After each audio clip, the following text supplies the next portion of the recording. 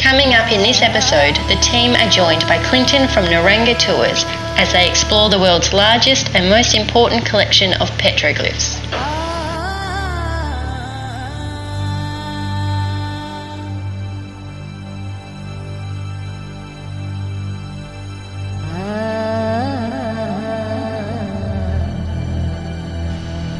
Our destination today is the Burrup Peninsula, located on the West Australian coast in the Pilbara region. A check of the gear and we leave the small mining town of Wickham. It's 8 AM and 40 degrees already. We collect fuel and meet up with our guide Clinton.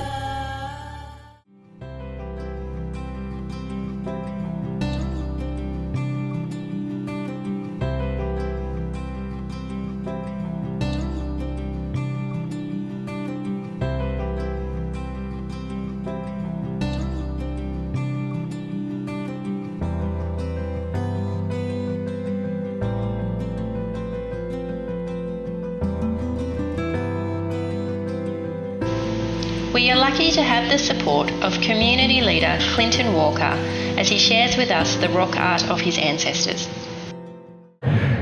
So I think I can see a little bit of artwork just there. Yeah, you'd be right. See, there's a gap up the top there. Yep, almost looks like a walking path. Yep. Those type of gaps are man-made. There's a gap going up that way too. Oh yeah, you can see it. They're all man-made. Yep. Those sort of areas, they were for the men to access, either for ceremonial purposes, where there's rock art up there that can't be seen by the public. Yep. Or some of them are for hunting. So up here there's a few spots that are man-made little holes where they've created a hunting hide, and there's lots of them around. So if a kangaroo hops past, people will be hiding behind the rocks there and they pop up and bang, spear them. But up in between, so you got that gap, and you look slightly to the left there, in a shady spot there's an image there.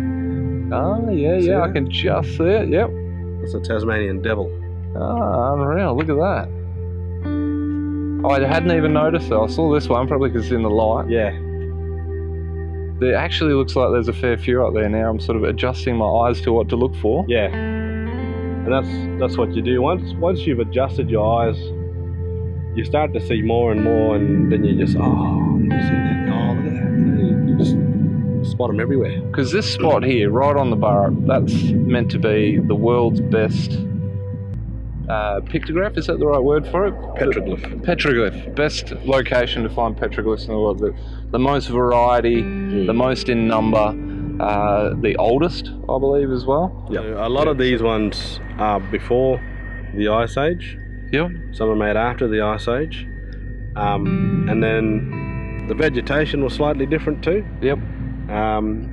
So when you look at some of the rock art, you'll see images of animals that are now extinct that would have been around, back then. Sure. So they're recorded in here.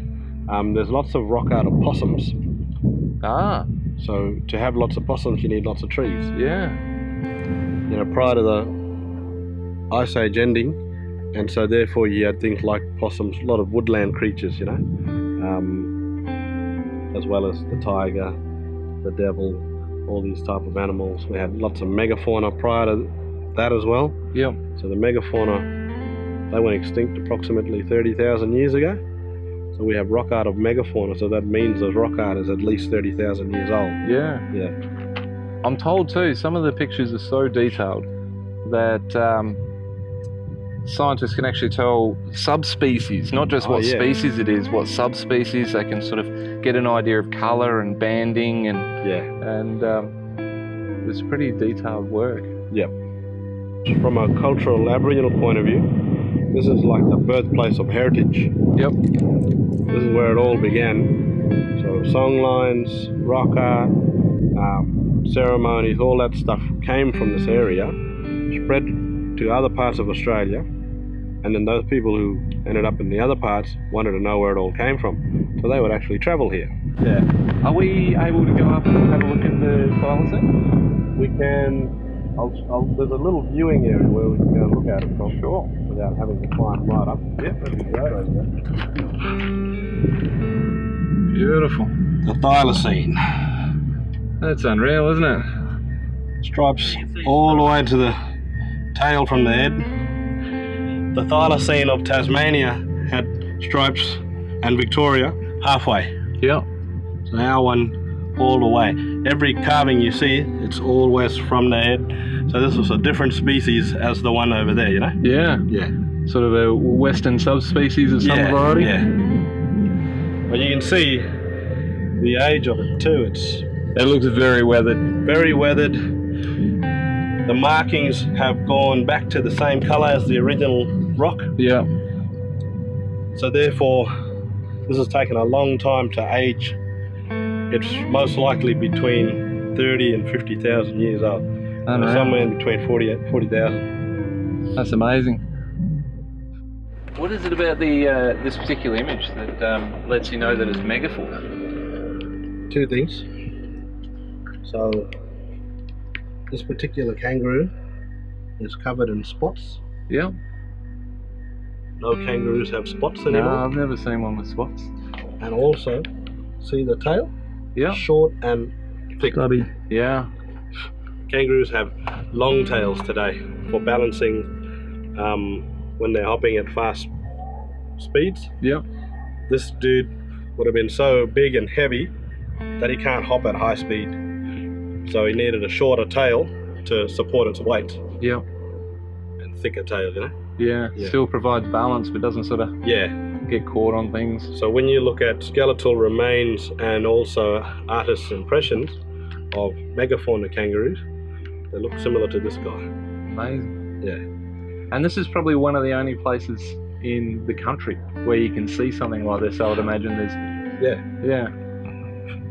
And they would have had the, I suppose, the fossil record. They would have had no idea what it looked like, colours and whatnot. And this picture, with its spots, would have given them the ideas to draw those pictures and show and represent what the megafauna would look like. So you know how you were talking about the detail? This is a highly detailed image of that particular species. Yep. And it also means that the person who carved it knew that animal intimately.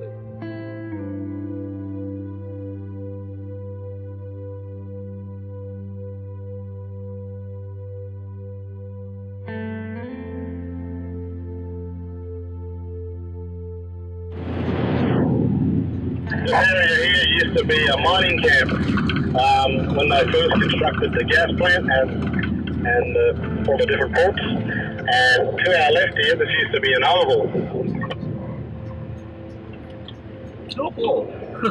Skippy just ducked out between your car and mine, and he was hiding in the Spinifex. He was lucky. He was lucky because I didn't see him until he was right in front of me. I didn't even see it at all. Hard work getting up some of these hills out here. Yeah, rough as guts, mate. You have diff locks in that cruiser of yours? Nothing at all. We leave Deep Gorge and head to Carry Cove to view more of this incredible art, the beautiful beaches and some local bush tucker that can be found in the mangroves.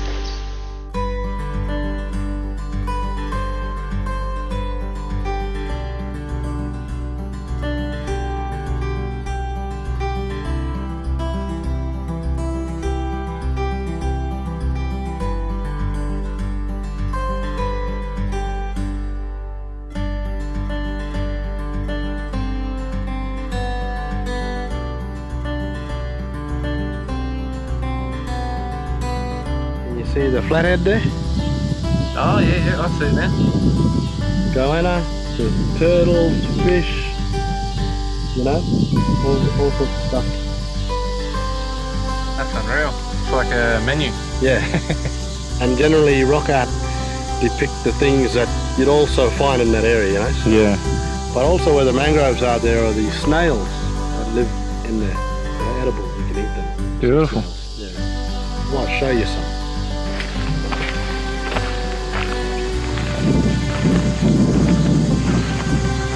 cone shells underneath. Yep. If you pick one up there, yeah. So they have snails inside them. You can just see the foot of the snail in there. Yeah. These ones they're edible. They taste similar, like in between a prawn and a mussel. That's alright. Yeah. That's be a good feed. Yeah.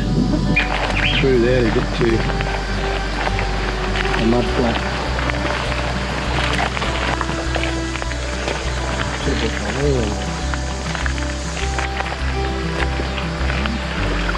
Oh yeah, look at that. It's just floating there. Might be just having a feed. Right now, that'll be a feed. I'd be jumping in there.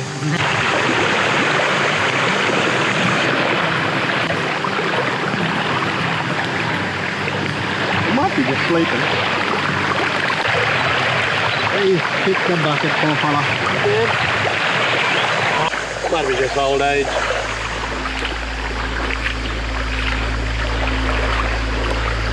Poor little fella. It happens in nature, you know? Yeah. If he was there any longer, Would have nailed him? yeah, usually the tiger sharks, they come and eat them. But this one, this is the little hawksbill. Well, they're quite endangered too, aren't they, the hawksbill? Poor fella.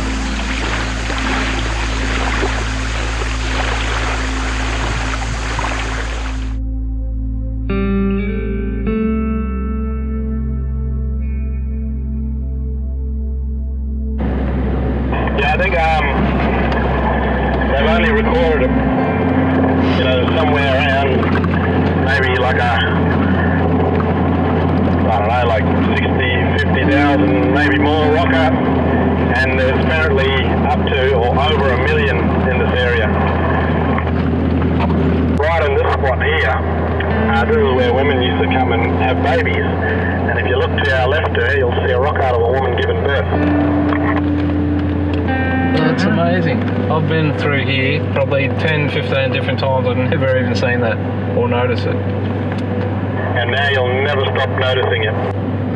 Yeah, because it's a women's site, even us blokes normally ain't meant to look at it, but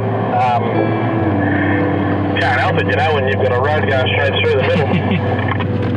Yeah, fair enough. Main thing, as long as, you know, we don't record it,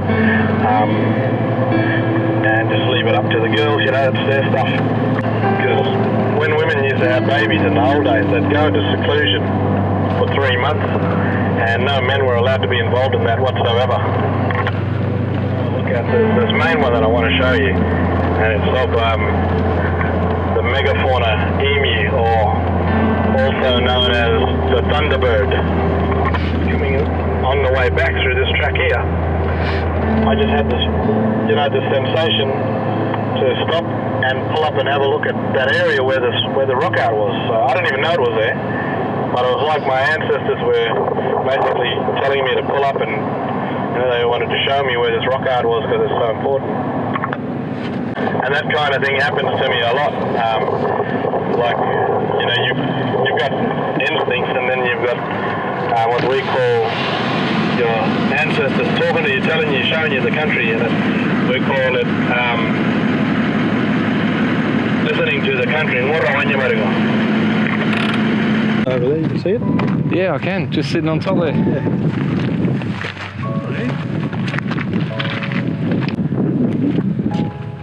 And it doesn't look like your typical emu.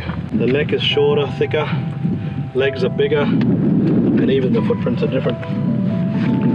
Emus are just the 3 toes. This one's got a back toe. See? Oh yeah, look at that. Yeah. But little kangaroo tracks here. Yep. Compared to a big bird. So they still had the kangaroo species we have around today, hopping, living alongside these giant versions of them, you know? Yeah. And it's showing you the difference in size. Are you making new ones still going out? Not anymore. No. And I don't know if we will, but the knowledge is there if we need to, you know, but we've we've got modern stuff today, you know, we've got cameras and audio and video and everything else, Sure. books. So we'll just look after what's around from the past. This is where we leave Clinton for this trip, but we'd like to thank him for his valuable insight to country and culture. Ngurrangga Tours can be contacted on the details in the description. Tired and hungry, we pack up the cruisers and head back to town. But please tune in for part 2, featuring Hearson's Cove, the jump up and more four-wheel driving fun.